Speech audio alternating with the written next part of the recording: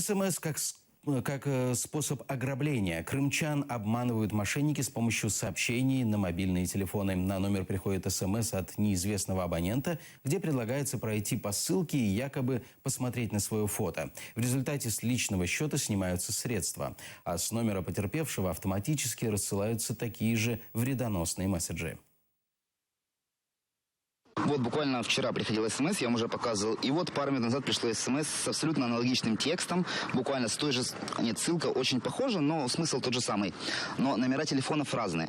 Мне уже, честно сказать, надоели эти сообщения. Я не знаю, как с ними бороться и вообще куда обращаться, чтобы их блокировали. Начнут приходить СМС-ки. С первой СМС-ки, которая нам по переходе от ссылки, автоматически телефон начнет отправлять данные СМС, платные на короткие номера, откуда начнет у абонента списываться денежные средства.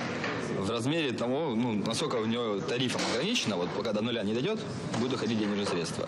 Вплоть до скрытых закладок, которые потом могут злоумышленник использовать и в последующем, то есть не сразу взять и списать какие-то деньги, а в дальнейшем использовать ее телефон. Это делается, к сожалению, на бесплатных хостингах.